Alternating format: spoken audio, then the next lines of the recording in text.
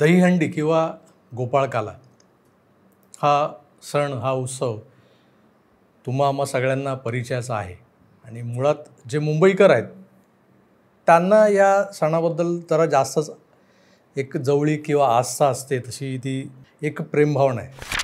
आणि एकंदरच ऑगस्ट महिना जसा सुरू होतो, श्रावणातले सणवार सुरू होतात, काही राष्ट्रीय सणही येतात 15 ऑगस्टसारखे, आणि मग 15 ऑगस्टच्या मागे पुढे कधीतरी ही गोकुळ अष्टमी असते. मुंबईत प्रामुख्यानं जो चाकरमानी कोकण पट्ट्यातून आला आहे त्याचा या सणावर फारच जीव आहे.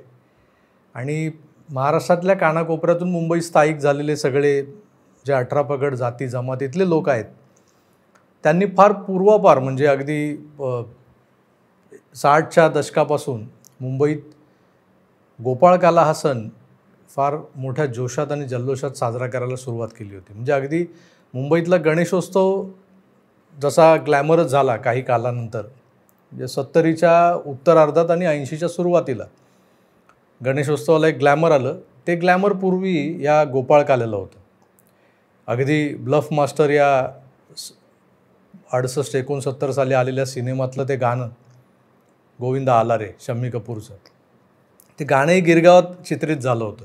या सगळ्या गोष्टींची आज उजळणी करण्याचं कारण हे की हे गोपाळकाले जेव्हा असे रस्त्यावर निघायचे, आम्ही लहानपणी पाहायचो, त्यात शिवसेनेच्या शाखेतली तरुण मुलं आणि त्यालगत लागून असलेल्या बहुतांश ज्या व्यायामशाळा होत्या, तालमी होत्या, त्या व्यायामशाळांची चित्रपथकं निघायची अशा लॉऱ्या, त्या लॉरीवर ते असे देखावे करून, आणि त्याच्या पुढे नाचणारी पोरं, तो पारंपरिक कच्छी बाजा वाजवला जायचा आणि पुढं ती सगळी शाखेतली मुलं, व्यायामशाळेतली मुलं नाचायची.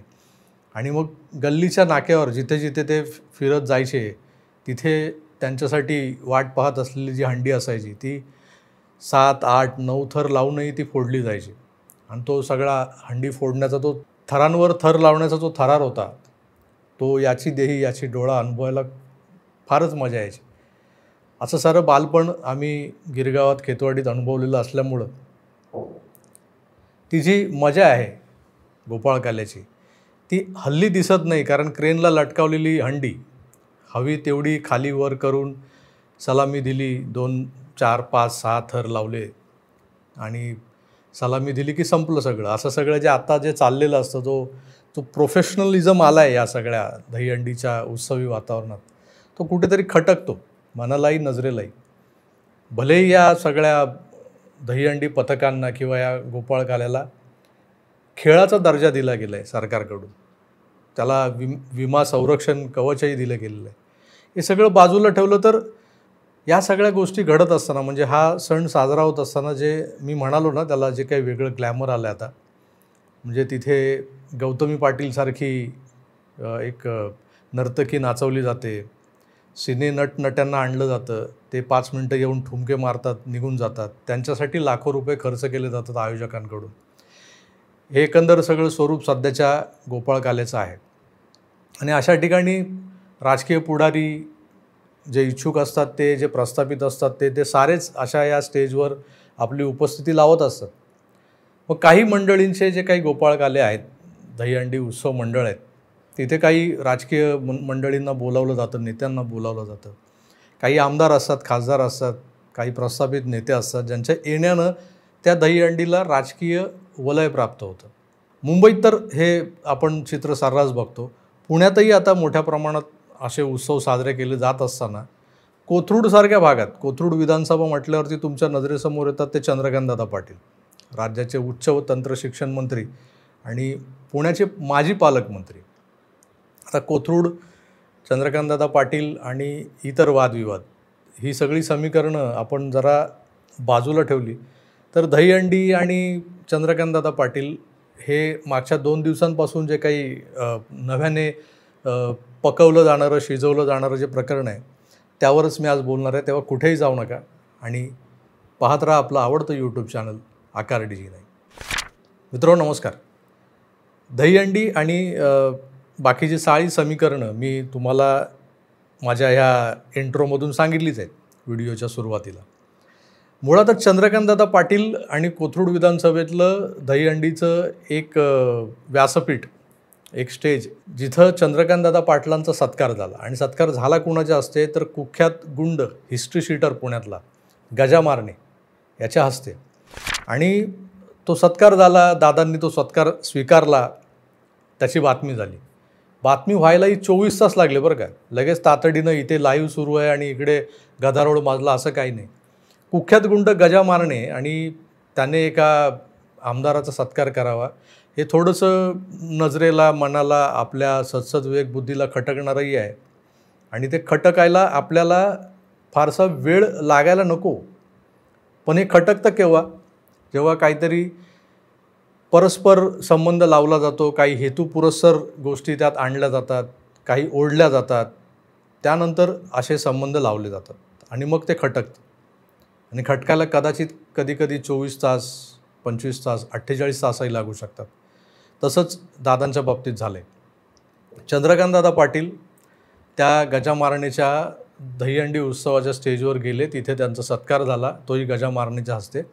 आणि त्यानंतर ती बातमी महाराष्ट्रातल्या एका लोकप्रिय मराठी चॅनलनं जी लावायला सुरुवात केली, दर 10 मिनिटांनी ती बातमी येत होती. आणि ती बातमी लावण्यामागं कुठंतरी सुपारीचा वास यायला लागला, सुपारीच्या खांडाचा वास, सुगंधी सुपारीचा वास. त्यामुळं मला वाटलं की यावर बोलायला हवं. जशी ती बातमी त्या चॅनलवर झळकायला लागली, त्याच बातमीतलं जे फुटेज आहे तसं एक एक करत त्याचं लोण पसरणं जे सुरू असतं, जसं आपण म्हणतो लोण पसरलं, तसं ते एक एक चॅनलवर पसरत गेलं. आणि मागच्या 2 दिवसात आपल्या मराठीतल्या मेनस्ट्रीम मीडियावरच्या सगळ्या चॅनल्सवर ही बातमी दाखवली गेली. काय तर राज्याचे मंत्री चंद्रकांतदादा पाटील यांनी पुण्यातल्या हिस्ट्री शीटर अशा कुख्यात गुंड गजा मारणेकडून सत्कार स्वीकारला. दहीहंडी उत्सव असो, गणेशोत्सव मंडळ असो, अशा व्यासपीठांवर राजकारण्यांचं जाणं आणि त्यांचा सत्कार होणं, मग तो सत्कार कोणाच्या हस्ते होतो आहे हे बघायला राजकारण्यांना वेळ नसतो. कोणी समोरून शॉल शिफळ घेऊन आला तर त्याला नकार देणारा राजकारणी मी आजवर पाहिलेला नाही. चंद्रकांतदादा पाटील त्याला अपवाद ठरावेत अशीही माझी इच्छा नाही आणि ती सर्वसामान्यांची नसावी. गजा मारणेला चंद्रकांतदादा पाटील ओळखत नाहीत अशातलाही भाग नाही. मुळात झालं आहे असं की कोथरूड विधानसभा मतदारसंघामध्ये अनेक छोटे छोटे वॉर्ड्स आहेत, प्रभाग आहेत. त्या एका प्रभागात गजा मारणेची बायको ही नगरसेविका आहे, म्हणजे माझी नगरसेविका होती. नगरसेविका मनसे, राष्ट्रवादी असा प्रवास करत करत कदाचित ही नगरसेविका भाजपच्या गळाला लागेल किंवा भाजपमध्ये प्रवेश करेल अशा शक्यता वर्तवल्या जात आहेत. आता गजा मारणेची बायको जरी असली तरी तिचं स्वतंत्र व्यक्तिमत्व आहे, तिची काही राजकीय पार्श्वभूमी आहे. महाराष्ट्र नवनिर्माण सेनेपासून तिची राजकीय कारकीर्द सुरू झालेली आहे. रुपालीताई राष्ट्रवादीत गेल्या तेव्हा त्यांच्यासोबत 2022ला मारणी राष्ट्रवादीत गेल्या. आता कुठेतरी अशी हवा आहे की त्या कदाचित भाजपमध्ये येतील. भाजपची महानगरपालिकेतली एक जागा, एक सीट वाढेल. या सगळ्या बेरजेच्या राजकारणाचा एक भाग म्हणू आपण त्याला, की चंद्रकांतदादा पाटील गजा मारणेच्या स्टेजवर गेले, दहीहंडीला हजेरी लावली. तिथं जमलेल्या हजारो प्रेक्षकांसमोर, नागरिकांसमोर त्यांनी हा सत्कार स्वीकारला, त्यांना अभिवादन केलं. या सगळ्या गोष्टी ज्या असतात त्या पॉलिटिकल मॅनेजमेंट किंवा राजकीय व्यवस्थापनाचाच एक भाग म्हणून आपण त्याकडे बघत असतो. कारण हे सगळं करावं लागतं. प्रभागातल्या सण उत्सवांना हजेरी लावण्यापासून अगदी लोकांच्या 12व्या 13व्याला जाणं, बारशाला जाणं, वाढदिवसांना जाणं, हेही राजकारण्यांना आता अंगवळणी पडलेलं आहे आणि ते अपरिहार्य आहे. त्यामुळं कोणी अशा कार्यक्रमाला जाणं हे आता फारसं खटकेन असं झालेलं आहे. पण चंद्रकांतदादा पाटील हे गजा मारणेंच्या व्यासपीठावर गेले, गजा मारणेंनी त्यांचा सत्कार केला, याची बातमी होणं आणि ती मेनस्ट्रीम मीडियावर चालवणं, यामागे कोणीतरी चंद्रकांतदादांची सुपारी दिल्याचा जो वास येतो आहे मला, तो सातत्याने येत असतो. कारण चंद्रकांतदादा पाटील यापूर्वी वादग्रस्त वक्तव्य करण्यात प्रसिद्ध होते, खूप प्रसिद्ध म्हणा हवं तर. ते कधीतरी काहीतरी बोलून जायचे ज्याचा संदर्भ चुकीचा घेतला जायचा आणि त्याच्यानंतर जे काही वातावरण पेटवलं जायचं, जो गदारोळ केला जायचा आणि त्याचं स्पष्टीकरण दिल्यानंतर तो वाद निवळायचा. चंद्रकांतदादा पाटील ज्या ज्या वेळेला जे जे काही बोललेत त्या वेळेचं योग्य ते जस्टिफिकेशन त्यांनी दिलेलं आहे, स्पष्टीकरण दिलेलं आहे. आपणही या सगळ्या वक्तव्यांवरती बऱ्याचदा व्हिडिओज केलेले आहेत. मी दादांची पाठराखण करण्यासाठी हा व्हिडिओ करतो आहे अशातला भाग नाही. पण चंद्रकांतदादा पाटील नावाच्या एका राष्ट्रीय स्वयंसेवक संघाच्या स्वयंसेवकाचा किंवा अखिल भारतीय विद्यार्थी परिषदेच्या एका नाणावलेल्या पदाधिकाऱ्याचा 2014ला त्यांचा थेट सक्रिय राजकारणात प्रवेश, म्हणजे ज्याला आपण ॲक्टिव्ह पॉलिटिक्स म्हणतो, त्यात त्यांना उतरावं लागलं. आणि साधंसुद्धा नाही तर महाराष्ट्राच्या राजकारणातलं, महाराष्ट्रातल्या मंत्रिमंडळातली महत्त्वाची अशी 7-8 खाती त्यांना त्यावेळेला सांभाळावी लागली होती.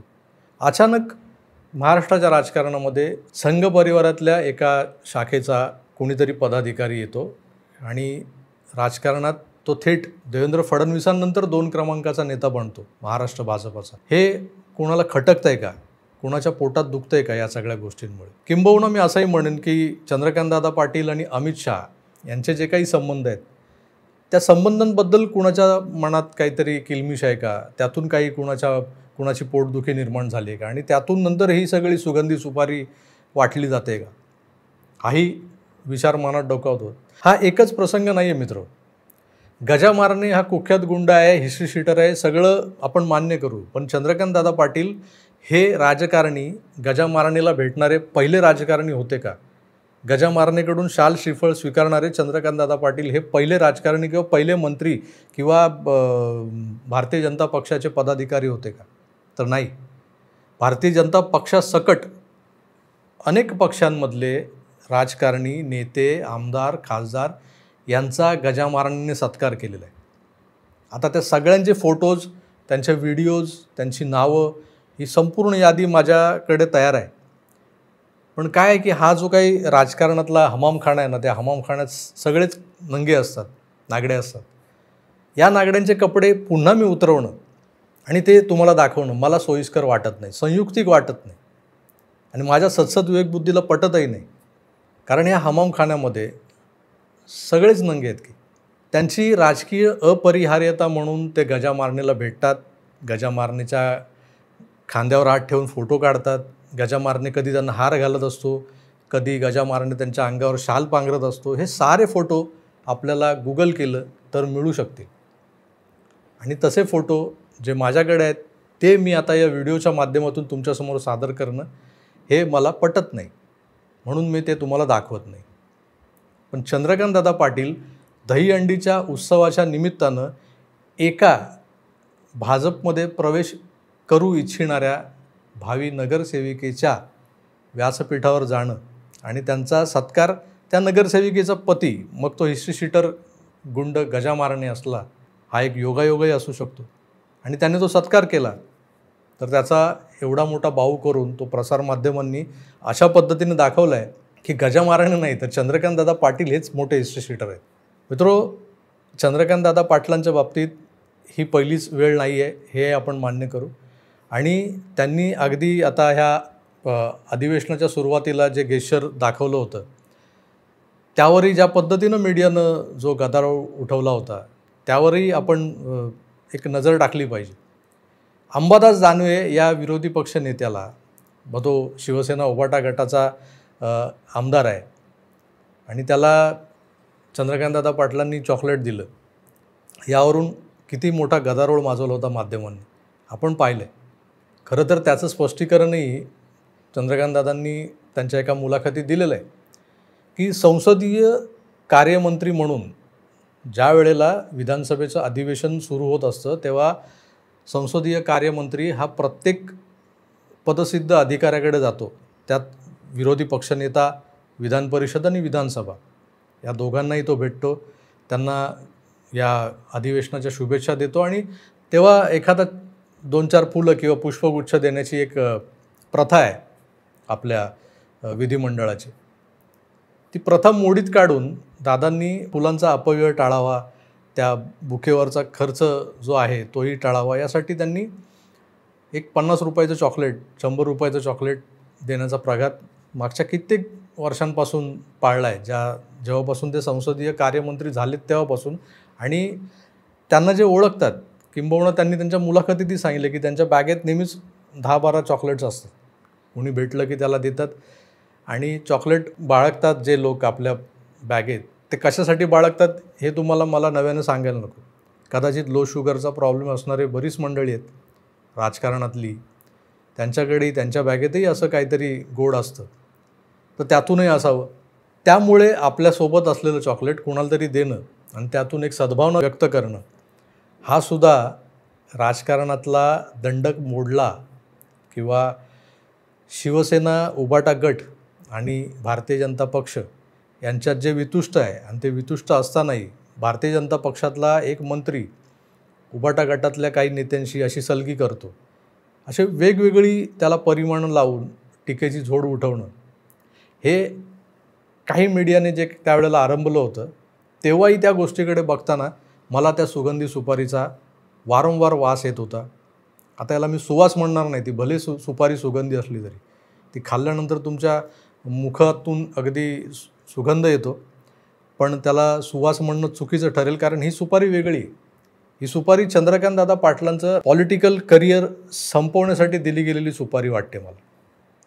हा माणूस फाटक्या तोंडाचा आहे किंवा हा माणूस अगळपगळ आहे, बोलताना शब्द वापरताना बऱ्याचदा त्यांच्याकडून अवधान बाळगलं जात नाही, या सगळ्या गोष्टींचा, या कच्च्या दुव्यांचा गैरफायदा घेत मीडियापूर्वी त्यांना बोंब सतत त्यांच्या पुढे करत उकसवत असायचे आणि ते त्या ओघात बोलून जायचे.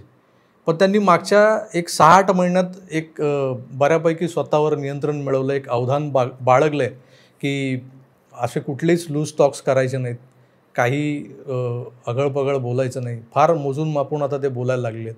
आता ते अशा कैचीत सापडत नाहीत, अशा कात्रीत सापडत नाहीत. पाहिल्यावर त्यांना दुसऱ्या कुठल्या तरी गोत्यात आणायचं कसं, यासाठी जे टपून बसलेले आहेत. आता हे टपून बसलेले लोक नेमके कोण, हे त्यांच्या पक्षातले आहेत, विरोधी पक्षातले आहेत की आणखीन कोण, याचा शोध खुद्द चंद्रकांत दादा पाटलांनी घेतलेला योग्य ठरेल. कारण आपण त्यावर काहीतरी बोलावं, टिप्पणी करावं इतकी आपली ऐपत, कुवत आणि लायकी नाही. कारण हा राजकारणातला फार मोठ्या वरच्या स्तरावर चाललेला हा एक प्रकारचा सारीपाट आहे. त्यात खुद्द अमित शहा, चंद्रकांतदादा पाटील आणि महाराष्ट्रातली भारतीय जनता पक्षाची जी काही संरचना आहे ती कुठेतरी विस्कळीत करण्यासाठी घात लावून बसलेली काही मंडळी ही सुद्धा असू शकतात. विरोधी पक्ष तर टपलेलाच असतो म्हणा, पण स्वकीयही यात असू शकतात, तेही कमी नाही आहेत असाही मला दाट संशय येतो आहे. पण या सगळ्या गोष्टींमागे नेमकं कोण आहे, का करतं आहे, या सगळ्या बाबी ज्या आहेत त्याच्यावर मला आता खोलात शिरायचं नाही. त्याच्यावर माझा अभ्यास सुरू आहे. मी नक्कीच पुढे मागे काहीतरी त्यावर व्यक्त होईन. पण सध्या तरी चंद्रकांत दादा पाटलांनी सावध राहणं हे मला गरजेचं वाटतं. कारण ते साधे कुठल्याही, आता गणेशोत्सव येतो आहे म्हणून म्हणतो आहे मी, गणेशोत्सव ते कुठल्या तरी मंडपात जातील, कोणाच्या तरी हस्ते सत्कार स्वीकारतील आणि तो चुकून बाकून कुठला तरी हिस्ट्री शीटर निघायचा आणि मग आहेतच आपले मीडियावाले उघडा डोळे बघा नीट म्हणायला. मला वाटतं चंद्रकांत दादा पाटलांना आता कोणीतरी सल्ला द्यायला हवा की दादा उघडा डोळे बघा नीट, तुमच्या आजूबाजूला सुरुंग पेरणी सुरू आहे. हे सुरुंग नेमकं कोण पेरतं आहे याचा कधीतरी अंदाज घ्या आणि तुमच्या प्रत्येक वक्तव्यावर, तुमच्या प्रत्येक कृतीवर कोणाचं तरी बारीक लक्ष आहे आणि तुम्ही कुठे चुकलात, तुमचा पाय वाकडा पडला की त्याची सुपारी दिली जाणार हे लक्षात ठेवा. भले ती सुपारी सुगंधी का असेना. या सुगंधी सुपारीचा सध्या महाराष्ट्रात फारच बोलबाला आहे. प्रचंड मोठ्या प्रमाणात विक्री सुरू आहे या सुगंधी सुपारीची. आपण अशा सुगंधी सुपारीच्या व्यसनी न लागलेलं बरं. त्यामुळे तुर्तास मी इथेच थांबतो. पुन्हा भेटूच, तोवर आपली काळजी घ्या आणि पाहत राहा आकार DG9. धन्यवाद. नमस्कार.